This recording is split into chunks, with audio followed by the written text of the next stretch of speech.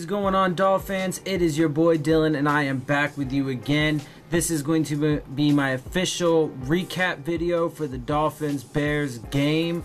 I am happy to be reporting to you after a victory. Before I get into all the stats, I got some highlights and stuff for you. Before I get into all that, though, let me just say that this game was insane. This game there was big plays, there was turnovers, there was some bad officiating, of course. Can't have a game without that these days. So, you know, on both sides of the ball, I'm fair. You know, I'm not going to talk about that. I was tweeting, so, you know, during the game, you know, so if you want to, you know, see how I feel about that in game from now on, that's where you're going to hear me talk about it. I'm not going to talk about it in the videos unless it's like, you know, end of the game, 1 second left, we should have scored for, you know, the win, and, you know, there was some stupid call. Anyway, so enough of that. It was a crazy game. It was all over the place. It goes to overtime.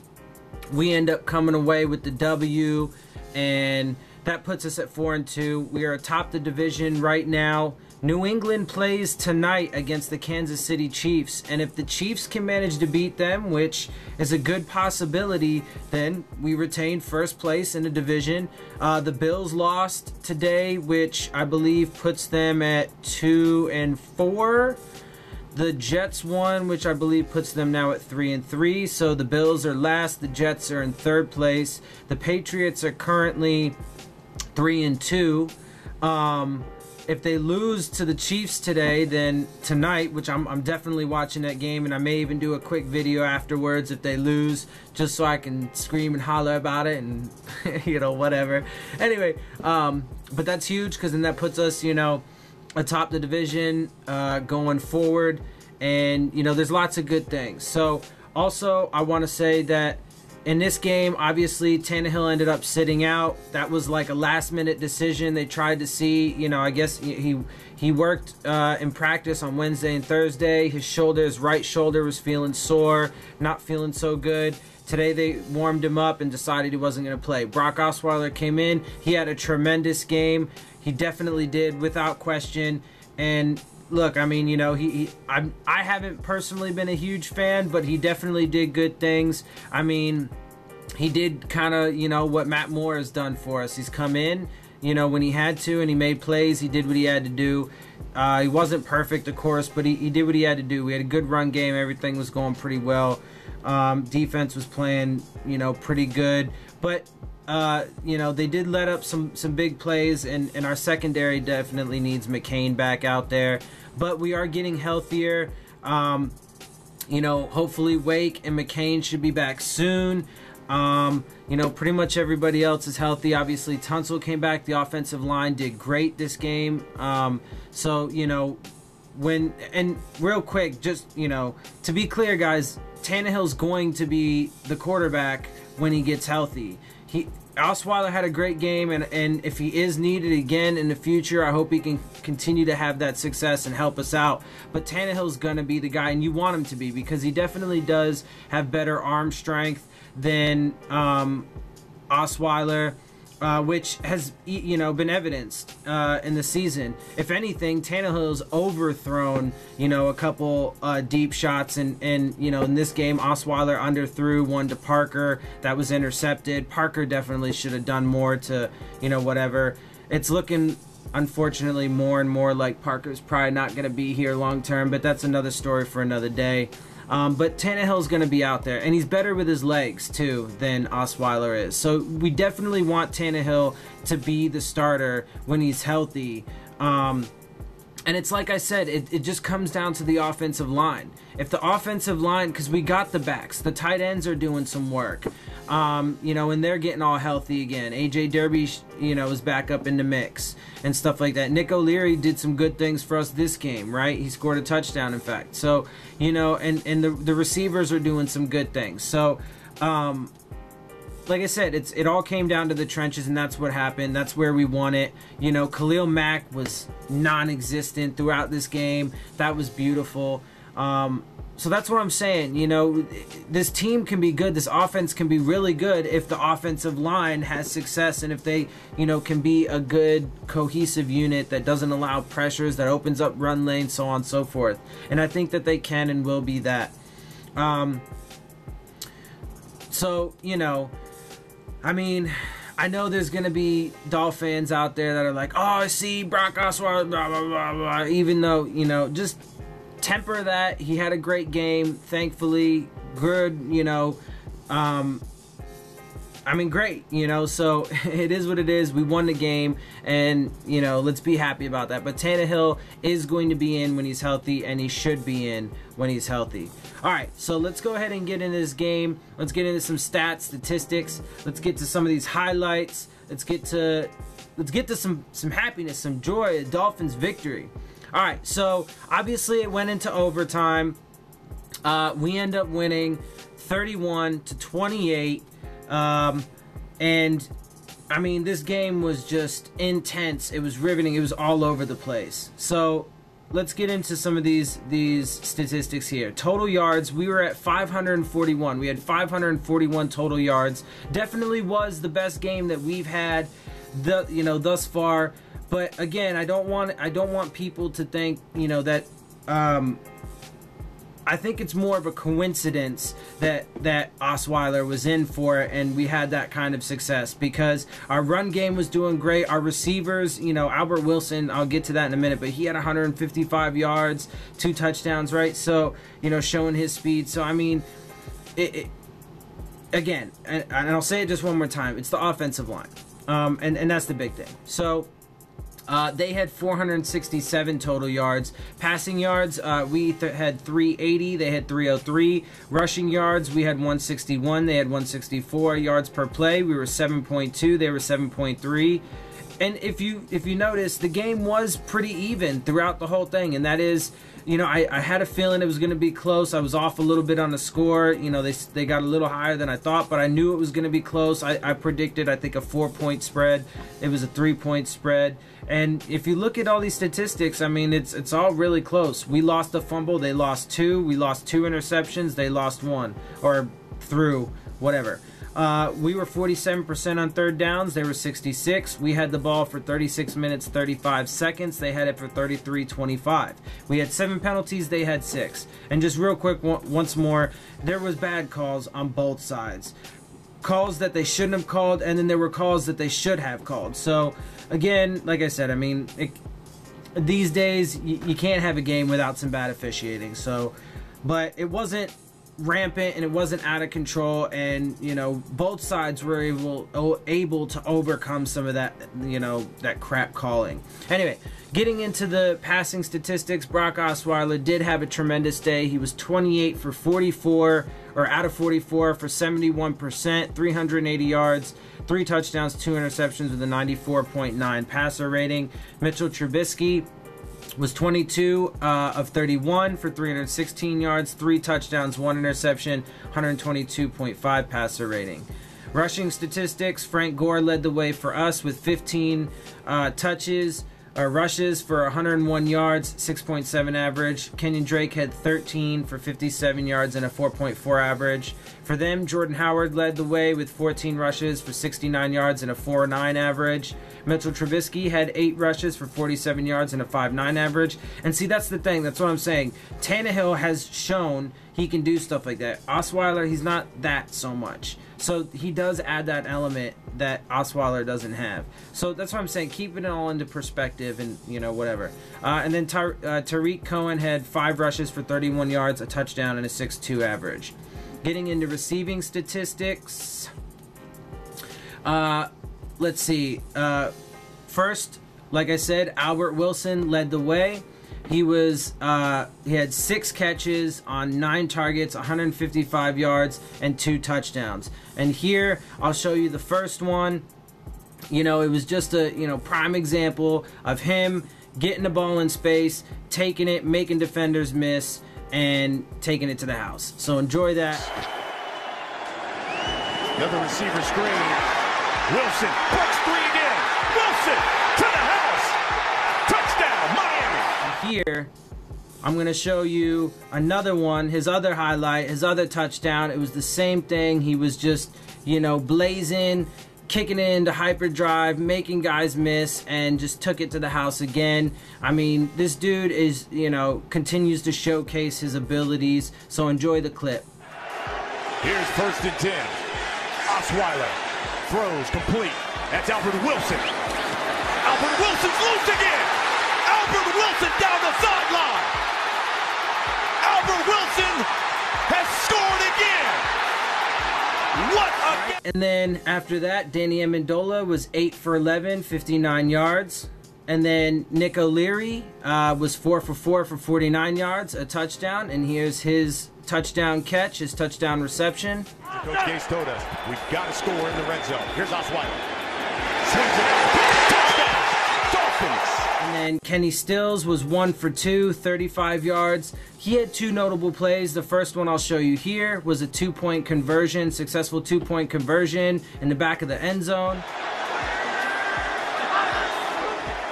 Osweiler rolls right.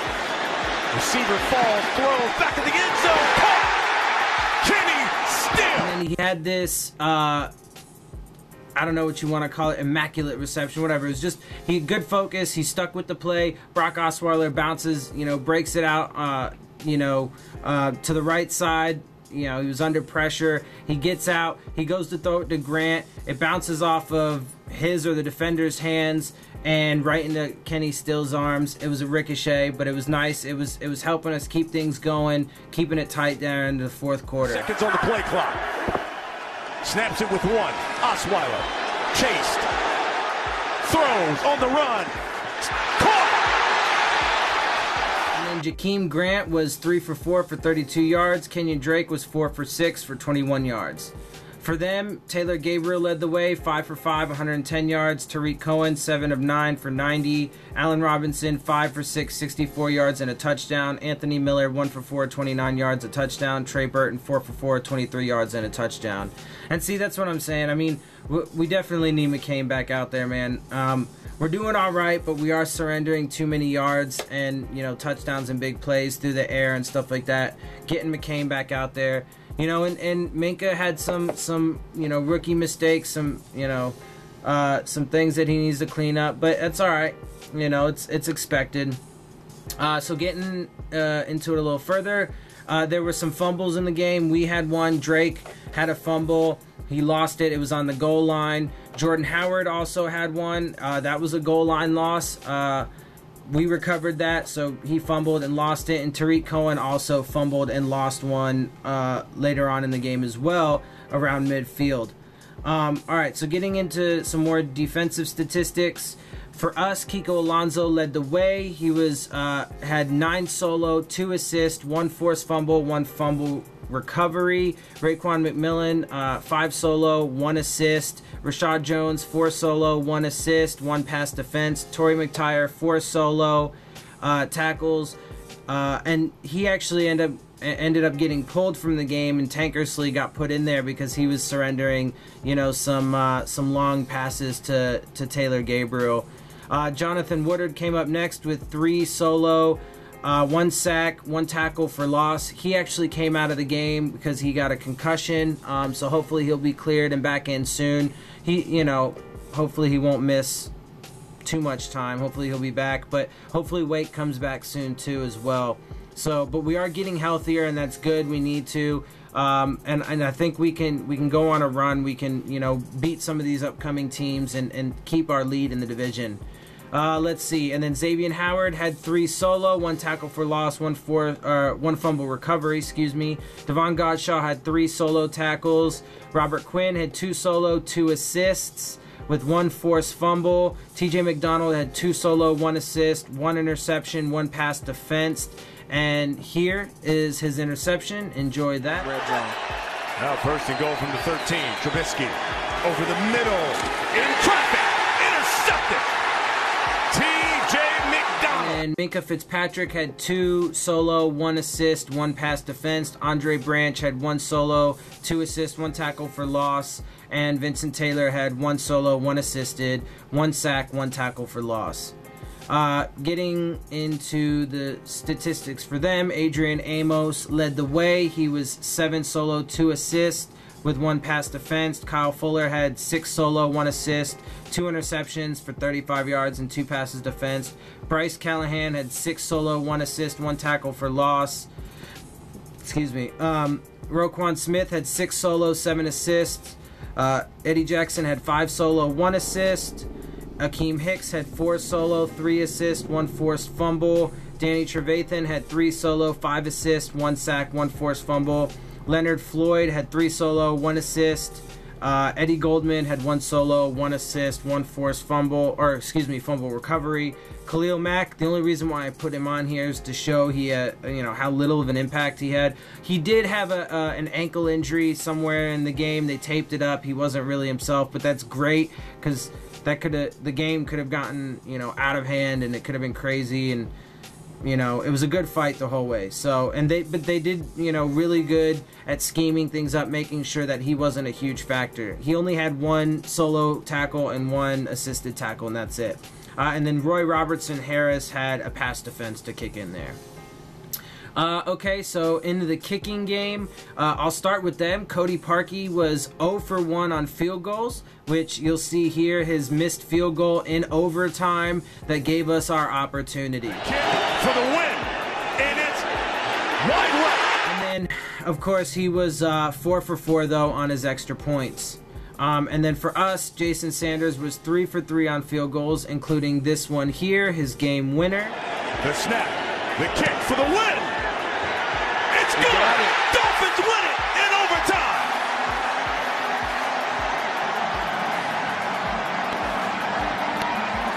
And Kenyon Drake says how he had a long of 50, and he was 2 for 2 on extra points. Let's see. And then for punting, in the punting game, Matt Hawk was, 4 punts with a 40.5 average, 2 inside the 20 and a long of 47. Pat O'Donnell for them had 2 with a 39.5 average, 1 inside the 20 with a long of 42. We didn't have any kickoff returns. They had 1 from Benny Cunningham with an average of 16, which was also his long. And we didn't have any punt returns. They had 1 from Tariq Cohen, a long of 5 with an average of 5. Anyway, so that's it, guys. I thought it was a great, team win. Obviously, there was, things to clean up, things to get better at, but that's always the case, of course. But I like the fight. I like the passion. I love the way these guys stuck together. They came in, they did what they had to do. They got plays when they needed them. They kept things tight, and they pulled it away in overtime. And we are getting healthier. I think that there is definitely potential for us to continue to get better. Get everybody healthy, and if we can keep everybody healthy, I think we stand a really good chance to do some great things still this year. Those 2 losses we have were definitely heartbreaking, and so on and so forth. But by no means is the season over, and we got a lot of good football to play ahead of us. So, with that, guys, I hope you enjoyed the show. Hope you enjoyed the highlights and all that good stuff. All this information I provide, my analysis of the game, and I'm going to send you off now to the interviews with Brock Osweiler. He did a post-game press conference, as well as Adam Gase. So I hope you guys enjoy that. And if you did, and if you do enjoy what I got for you, always, of course, make sure you hit the subscribe button. If you want the alerts, hit the bell, share it with your friends and family, post it on Facebook, Twitter, wherever you like. Make sure you hit the like button. Make sure you also leave me questions, comments, and concerns in the comment section. I love interacting with you guys. It's so much fun doing this. We're growing. Let's continue to grow. I'm at 62 subscribers right now, guys. Let's share this around. Let's get me up to 100. Let's get us up to 100. And because, again, this is for you guys. I do have a lot of fun with it, but it's all for you. So with that said, I am out. I'll see you guys soon, and fins up.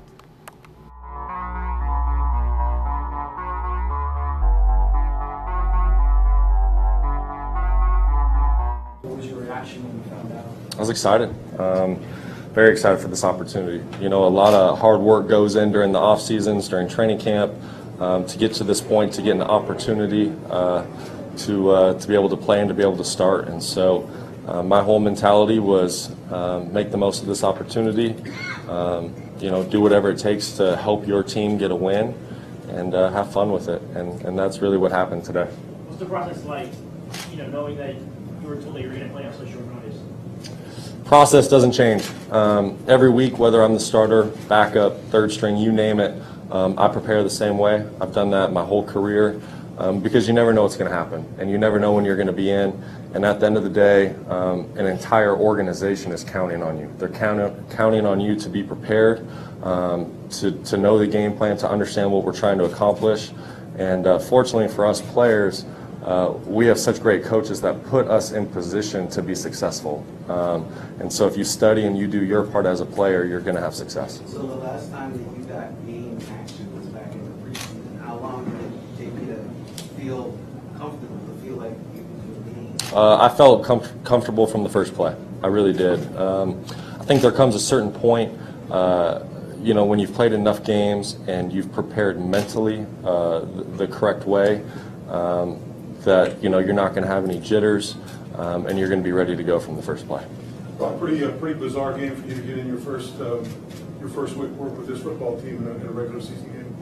I wouldn't have it any other way. It just makes the story a little bit better. I'm so grateful for the opportunity to be able to come here to Miami, to be able to play football for Coach Gase, and what this football team did today as a unit is so special. We were down, nothing was perfect, but we all stayed together on the sidelines. We continued to fight, we stayed together, and in the end, we found a way, and that's what great teams do. There was a lot of the talk, most of the talk coming into this game was Khalil Mack and the pressure and trying to hold up. And the offensive line has been decimated with injuries, but they seem to do a pretty darn good job for you today, both pass protecting and running the football. Yeah, I would say pretty darn good would be a huge understatement. Our offensive line played tremendous football today. What those guys did against a great Chicago front, it should be talked about because it's special. Those guys put in a great week of work. They were prepared, and they went out there today. They didn't blink an eye at anything.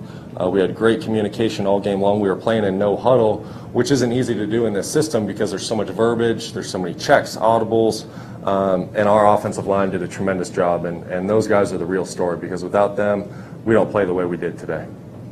How does Albert Wilson look from where you're standing when he's running 70 yards down the field? Fantastic. I absolutely love it. Well, how did you experience the play that it was Amendola and then Stills, but it went off the defender? Who are you aiming at, and it ends up being successful at the end, or is it just sort of one of those things? Yeah, that's when the football gods are on your side. When things like that happen, and that's okay. We'll take it. We needed something like that. It was one of those deals. It was third down. I was able to get outside the pocket, and the guy who was covering Danny and man-to-man, he had his back to me. So I was trying to get the ball to Danny because I knew that guy couldn't see the ball coming. And I'm not exactly sure what happened. I don't know whether it was a hand that it hit or a back or whatever it was, but kudos to Kenny for staying with the play, staying in tune with what's going on, and he made a huge play for this football team. Brock, I know that you're a confident guy, but as you experience success down after down today, did it grow? Or? I wouldn't say the confidence grows, but you get into a better flow of the game. Playing quarterback is a little bit like playing point guard in this system. It's our job to get the ball out on time and spread it around to all the skill guys and let them do what makes them great. And in order to do that, you need everybody in sync. You need your line playing good. You need your receivers getting to their depth, their landmarks. You need the backs doing their job. And today, everyone did that, and that really helped get this offense in sync. Did you talk to Daniel before or after? Yeah, Ryan and I were talking all game long. Ryan was tremendous. He was in my corner the whole time. We were talking about what Chicago's defense was doing. We talked after the game, and I can't say enough great things about Ryan. With a lack of practice time, Coach Gase said that you got a couple of snaps on Thursday. What was your actual practice regimen? And you're saying that you're mentally ready to go and play, but without first-team snaps, you're not playing football with the team that you're ending up playing with. So of course. Despite the mental aspect of it. Yeah. I got one or two plays on Thursday. I got a couple plays on Friday. But the good thing is, you know, I've been running this system since really 2012, you know, call it 2013 as well. So this system's not new to me. For example, the two-point play, I've been hearing that play get called since 2013. So I've ran through it mentally in my head probably at least 500 times, even though I've never repped it physically. So when 1 and 2 were covered, sure enough, Kenny did a tremendous job of running the back line and getting in the picture, and he made a huge play for this football team. Coach G said he's never seen the third guy get the ball on that play. Yeah, well, sometimes you have to break those tendencies and give Chicago's defense credit. You know, they chipped our guy who was first in progression. I think Danny ended up on the ground. The guy who was number 2 in progression, I think he ended up on the ground, and really all the credit goes to Kenny because he just flat out beat his guy in a foot race. He got to exactly where he needed to be, and he made my job easy. You threw for career high yards, longest touchdown pass, high most TD pass. Did it feel like that kind of a day for you? You know, today felt like a heavyweight title fight. It really did. Nothing about this football game was perfect, but we continued to fight. We continued to fight through the adversity. You know, I threw 2 interceptions. No one blinked an eye. We just went back to work. And I think that's the sign of a good football team. When you can experience negative things and you talk about them on the sideline and then you flush them and you move on. And that's what we did today. And it was a heck of a football game. Give Chicago credit. They made a ton of football plays. They had a great game plan. We had a great game plan. And fortunately, we came out on top. Drake had 2 plays on the game-winning drive. After he fumbled, did you say anything to him or observe anything about that situation? Yeah, I did. I went up to Drake right before Chicago kicked the field goal, and I just said, hey, listen, they're going to miss this field goal, and I need you to bring the swagger and confidence you've been playing with all day.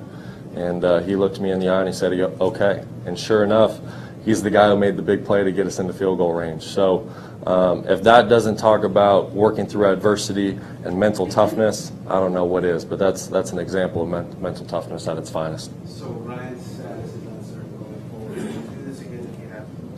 This is my job. My job's to be ready to play football when Coach Gay says go in. So I'll always be ready. Why did you sign here? Because I want to play football for Coach Gase, and that's it, plain and simple. There was a couple other offers out there, and as soon as Coach Gase called my agent, said they were interested, wanted me to take a trip, I told my agent to cancel all the other trips. I want to go to Miami and get a deal done because I want to play for Coach Gase. I believe in him. I believe in his system. I believe in him as a person and as a coach, and to be here, to be playing football for him is beyond special.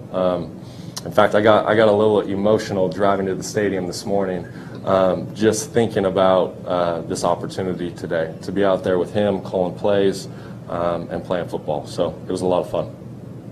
Where's this win today rank in the wins during your career? Well, it's the best one because it's the most recent. You know, and that's really the truth. This football team needed a win. You know, we're coming off of 2 losses, 2 really tough losses, and we needed to find a way to get a win, and we did. And so right now, this is my most favorite win.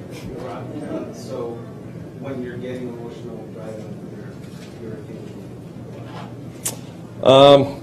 You know, there's a lot of things going through my head, but it's really mostly just make the most of this opportunity. You know, have no regret at the end of the day, and you know that's how I play the game. But today was different because I was playing for people I truly care about, and you know that means a lot. Thanks, guys.